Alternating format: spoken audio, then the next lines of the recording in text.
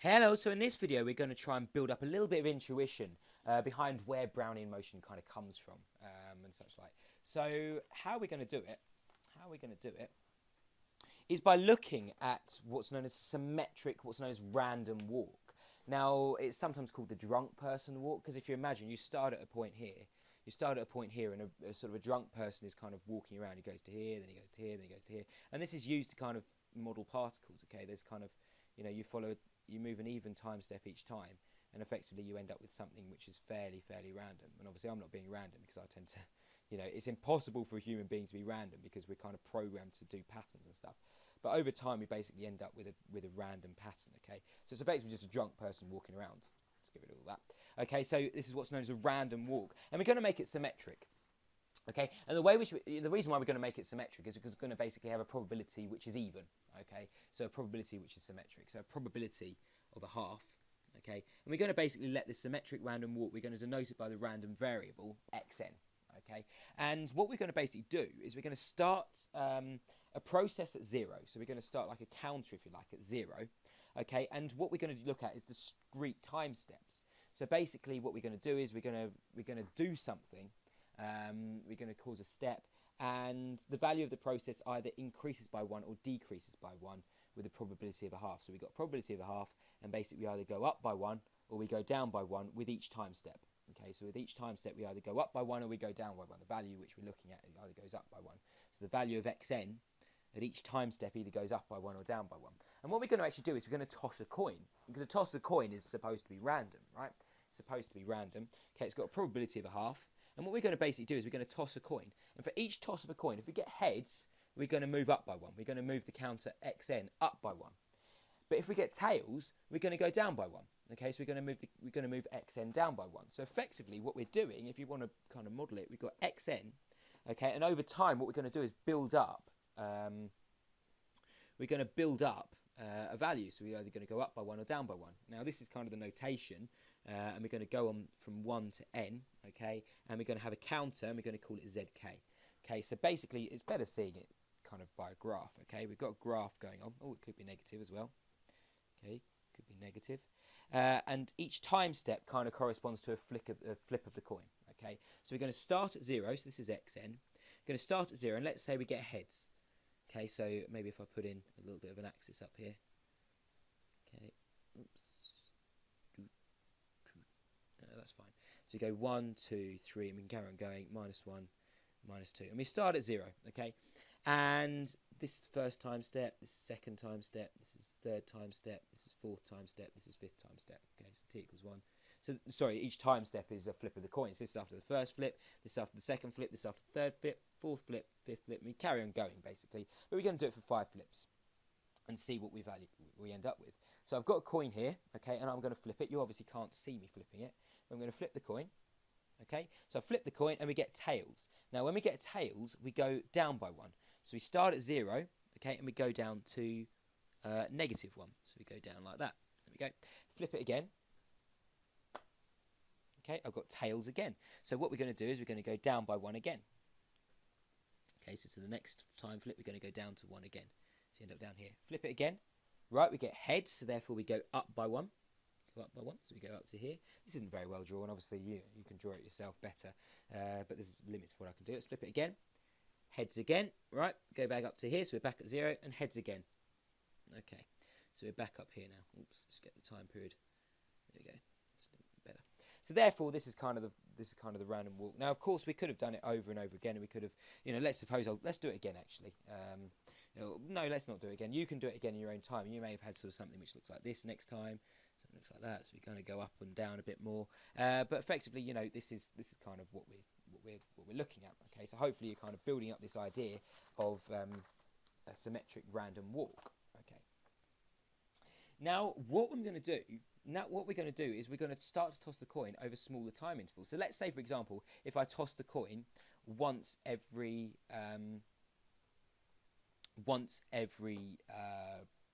second, okay? So I'm tossing the coin once a second. So this is my time. Each second I'm tossing a coin, okay? Now suppose I'm tossing the coin over a smaller time interval. So I might, for example, get something that looks like this. So let's say, for example, over the time period of half a second, say, for example. And let's use a blue plane. So over half a second, okay, so say I get heads in the first half a second, then tails, okay, then perhaps I'll get heads again. Suppose I get heads again, okay, then suppose I get tails, then heads again, okay, then a heads again, and then let's suppose I get tails, and tails, and then tails. Right, anyway, something like that. So basically we're tossing it over a smaller time period. So let's suppose we go there, let's suppose we get there. I've lost it, I'm afraid at the end I've kind of lost my bearings a little bit. But yeah, basically what I'm doing now is tossing it over a smaller and smaller time period. Now let's suppose I toss it again over another smaller time period. So let's suppose now I toss it over another smaller time period. Let's say a quarter of a second this time. So I get something that looks like this, let's say. Okay, so effectively what I'm doing is tossing over a smaller time period. Okay, this is just kind of, oh no, I just messed that up. Anyway, okay, so over a smaller time period, I'm getting something that looks like this. I don't know, I'm making this up now. But yeah, effectively, hopefully you can see that what I'm getting is something that looks a little bit more Brownian motion-like. And then let's suppose I do it one more time, okay, but this time I do it over such a small time period that you can't see. That kind of, you know, you get, it's basically looking like this. So we get a small time period, looks like this.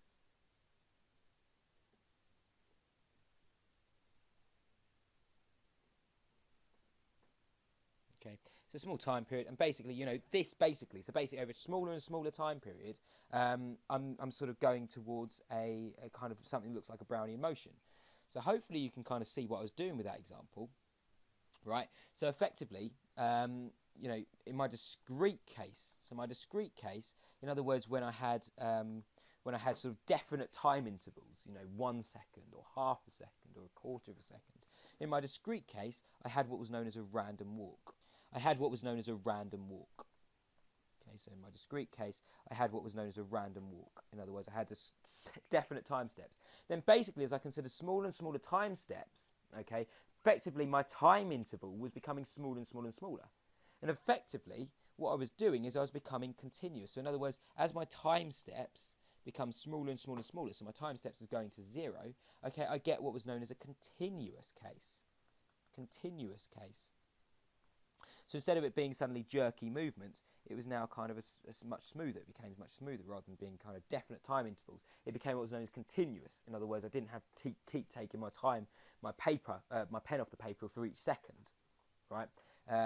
It became continuous, and that's what was known as Brownian motion. So in other words, you know, hopefully if you got the idea of the random walk, you know, when I was tossing the coin, I went up by 1 if I got heads and down by 1 if I got tails. Then basically all I did was just considered a smaller and smaller time period, okay, smaller and smaller, okay, until eventually I kind of became, you know, tiny time, and that's what was known as then Brownian motion. So that's how random walks and Brownian motion are kind of connected to each other. Random walk and Brownian motion, effectively. Brownian motion is just a random walk in with tiny time steps. Okay, tiny time steps. Okay, so let's try and do a bit of maths with this now. See what we've got.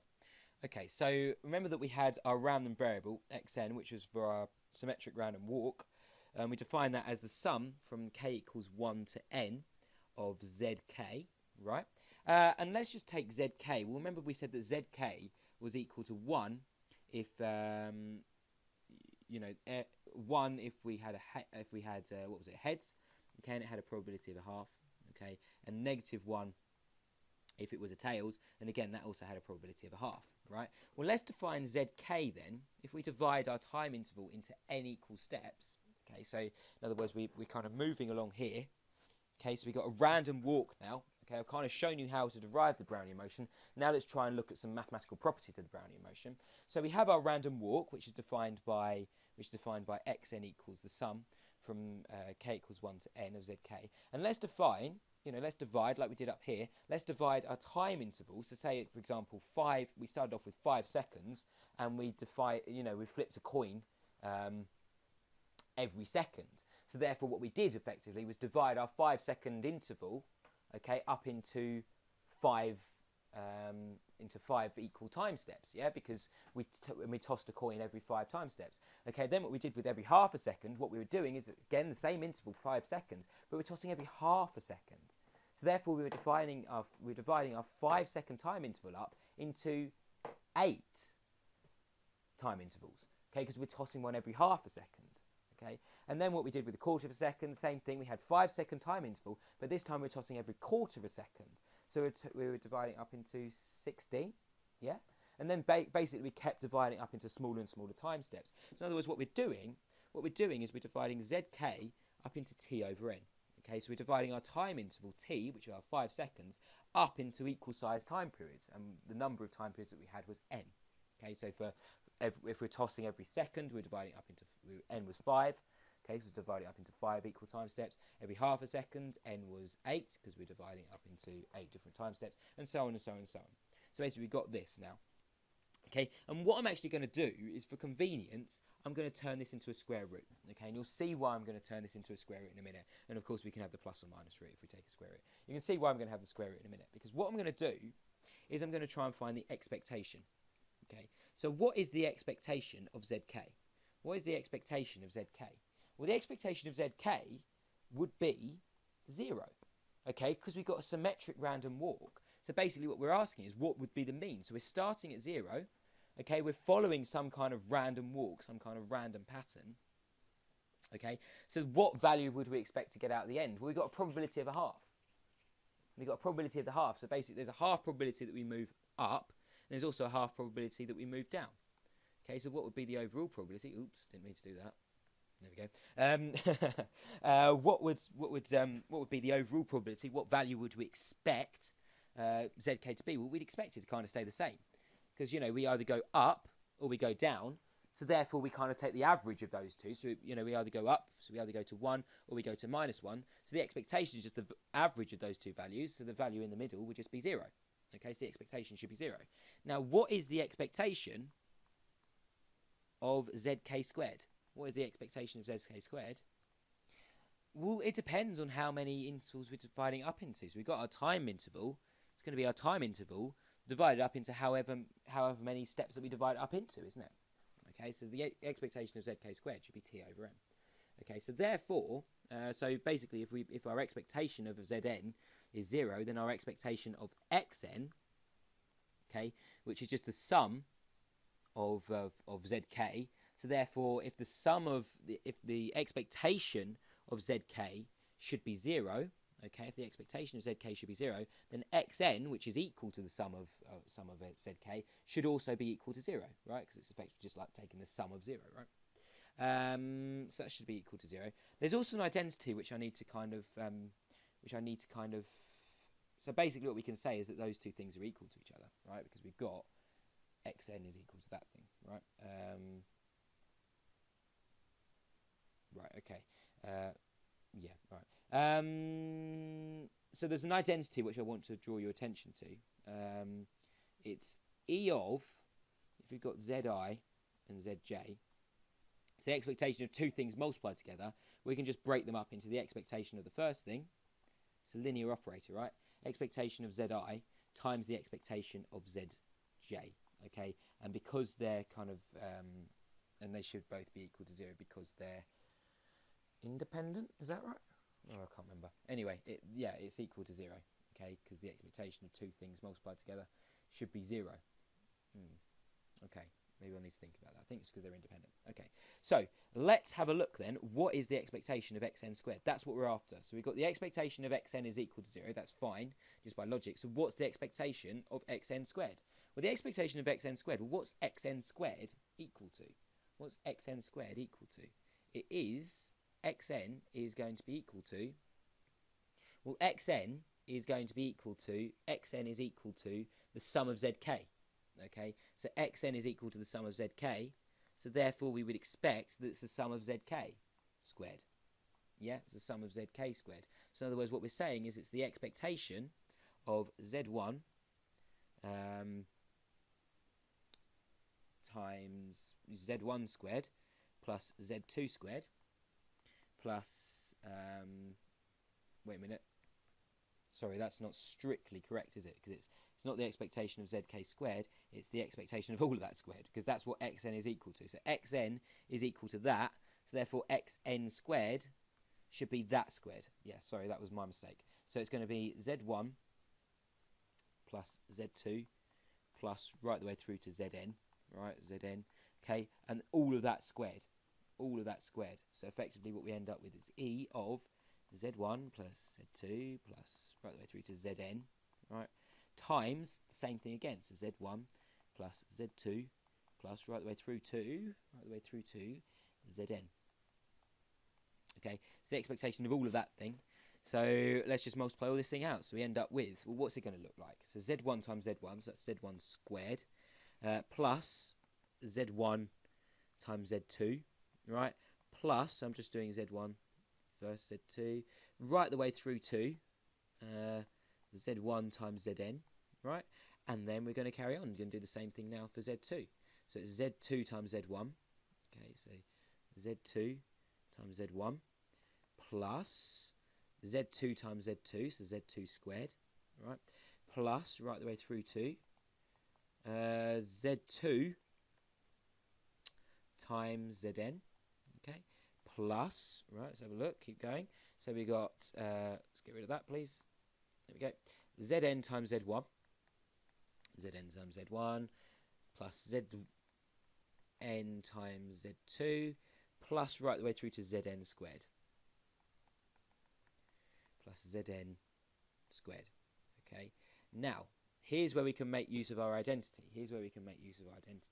Because up here, I've just said that the expectation of two things which are different, so I and j, so, you know, two things are different, Z1, say, for example, and Z2, or Zn and Z1, or whatever, two things multiplied together can break up like this, and it's going to be 0, because the two things are going to be independent, okay? So it's going to be equal to 0. So the expectation of two independent things is going to be equal to 0. So in other words, what we can say is that those two things are different, so they're going to go away, they're going to be equal to 0. Okay, those two things are different, they're going to be equal to 0. Those two things are different, going to be equal to 0. Those two things are different, those two things are different, those two things are different. So what we're left with Z1 squared, we're left with Z2 squared, and we're left with right the way through to Zn squared. So in other words, what we're going to end up with is just the expectation of Z1 squared plus Z2 squared, right the way through to Zn squared. So that was kind of what I was writing first of all, but I had to kind of take you through all the method and stuff of where it came from rather than just showing you, right? Okay, so therefore, this is going to be equal to the expectation of Z1 squared, because it's a linear operator, plus expectation of Z2 squared, plus right the way through to the expectation of Zn squared. Sorry, Zn squared inside the brackets. There we go. And what have I said up here? Well, I've said that the expectation of zk squared is just going to be equal to t over n. No matter what this k is, it's going to, so whether it's 1, 2, 3, 4, etc., right the way through to n, it's just going to always be equal to t over n. So therefore, what do I end up with? I end up with t over n. So t over n plus t over n. Yeah, that's t over n. That's t over n. Right the way through to, well, that's t over n as well. So they're all t over n. So how many t over n's do I have? Well, I've got, there's 1, 2, right the way through to n. So I end up with n t over n. So n times t over n. The n's just cancel, so I'm just left with t. So in other words, what I'm saying is the expectation of xn squared, expectation of xn squared is just equal to t. Okay? So in other words, it's totally independent of time period. It's totally independent of the number of steps that we have. It doesn't matter. There's no n over here. There's no n on this right-hand side. So the expectation of xn squared, no matter how many time steps that we take, it's always going to be equal to t. There's no n there. Okay, so what do we have? Well, for the discrete case, so the case which we worked out at the very start, the case of e of xn is equal to 0, and the expectation of xn squared is just equal to t. Okay? Then basically, so this is kind of the random walk case. Then basically, Brownian motion is when the number of time steps that we're taking are approaching infinity. We're considering smaller and smaller time steps in the same period. Okay, in the same time period that we have, say from there to there, this is time, we just consider smaller and smaller time steps. We consider more and more time steps, okay? So the number of time steps we have are approaching infinity. So because these two things don't depend on the number of time steps that we take, in other words, we can say that with Brownian motion, so in the continuous case, okay, oops, that's supposed to say continuous. continuous case, what we basically end up with is exactly the same thing, because it doesn't matter how many time steps we take, because these two things here don't have ends on the right-hand side. So in other words, we can say that for Brownian motion, for a random variable, the expectation should be 0, and the expectation of that random variable squared should be t. Okay, so what does this mean? Well, basically, this, as we approach infinity, our random variable becomes Brownian motion. So this is now Brownian motion. Let's call it B. I don't know. Let's call it BT. Let's call it BT. Right. Likewise, here we've got BT. So our random variable just becomes Brownian motion as we take more and more time steps. Yeah. You're happy that I've shown you that earlier in the video. As we take more and more time steps, okay, we kind of become a continuous case, which is Brownian motion. Okay, so I've just shown you that as we take more time steps, a discrete case becomes a continuous case, and we get exactly the same thing because the right-hand side doesn't depend on the n. Okay, so in other words, we can say this about Brownian motion. The expectation of Brownian motion is 0. So in other words, the expected value that we should get out of Brownian motion should be 0. Yeah, which is kind of weird, right? And the expectation of Brownian motion squared should just be the time value. It should just be whatever that time value at that time. Okay, so basically what we can say now is 3 properties. Okay, so BT, so the Brownian motion, let's call it Brownian motion at a time t. So Brownian motion remains finite. In other words, because these two things don't shoot off to infinity, basically what we say is they remain bounded, or they remain finite. Okay, so Brownian motion should remain within a given kind of time, it should remain within some certain finite interval. Okay. Also, we can say 2 things which we're going to talk about later on in the course anyway, but I can talk very briefly about them now. Brownian motion is a Markov process, and it's also a Martingale. Okay, so a Markov process is kind of just saying that these two things. Let's try and put them into perspective of kind of financial derivatives in a minute. But effectively, a Markov process is just memoryless. So in other words, it doesn't matter what comes before. Okay, it's kind of forgetting. It's a bit like goldfish. Markov is just a goldfish, right? It's only got a 5-second memory. It can't really remember what happened before that time. Okay, so it's a memoryless process. Brownian motion, like I was saying, before, right, in the previous video, Brownian motion has independent time periods or time increments. So in other words, what that means is that time period is totally independent of all other time periods that have come before it. It doesn't matter what's happened before. It doesn't matter about the past. Yeah? It's just what happens at that point in time now. So that's what a Markov process is basically describing. Now, a martingale is a little bit different. Brownian motion remaining finite. Let's just talk about that in terms of a financial point of view. Well, this is basically saying that it cannot carry on forever. That Brownian motion cannot carry on forever. It's a bounded process. Okay. So in other words, what that means is that the share price, which can be described using a Brownian motion, the share price of something, cannot go zooming off to infinity. So basically, a company cannot have an infinite amount of worth. It will always have a finite amount of worth. So that's what this kind of means. It cannot have an infinite amount of worth. It cannot have that. Okay, it cannot have an infinite amount of worth. Okay, the Markov process is basically saying it's memoryless. So whatever happens in the past, it doesn't matter. The past, as far as the Brownian motion is concerned, it doesn't matter. It's just what happens at that point in time. Now, Martingale, this is a little bit different. Basically, the idea is that the best guess for what's happening, for what's going to kind of happen next, is what's happening now. Okay, so the best guess for what's happening, let me write this down. The best guess for what's kind of future, so the future, if you like. So the best guess for the future is what's happening at this time point now. In other words, it's not going to change. This is what a martingale is. Okay, effectively, it's basically saying that what's going to happen in the future is the same as what's going to happen now. That's the best guess that you can make. Okay, so it's effectively the same as you've got today. So, for example, if you've got $20 in your company today, if your share price is worth $20 today, okay, then that basically means that it will also be worth $20 tomorrow, and it'll be worth $20 the day after that, and the $20 the day after that. So basically what this is saying is that your share price is always going to say at $20. It's always going to say at $20. Now, of course, we know it doesn't, okay? But it's kind of a paradox, Because what we're basically saying is that we're not going to make any money on our share price. We've got a share price that's worth $20, and we're basically saying it's going to stay at $20. So we're not going to make any money. But in actual fact, we can exploit that fact to make money. It's kind of a little bit of a paradox, okay? We're basically saying that, you know, we're not going to make any money, but we can use that fact to make money. The reason why that's important, is because the share price today contains all the information about the past. So the share price at this moment in time, so say if we have a number line, okay, the share price at this moment in time today, maybe if I write it over here actually, this is the time period, we're at this point in time. So the share price at this point in time contains all the information about the past. Okay, so if we try and kind of look at this and try and predict some kind of pattern based on what's happened in the past, I mean, of course, this is why we use the Martingale process, you know, the Markov process, that it's a memoryless process. But basically, if we try and look at the past, try and spot a pattern, then act on that pattern, then the very act of kind of looking at the pattern, trying to kind of act on that pattern, will change the future pattern. So in other words, if you like, it's got a set path, you know, the share price is, say, following, something like this, okay?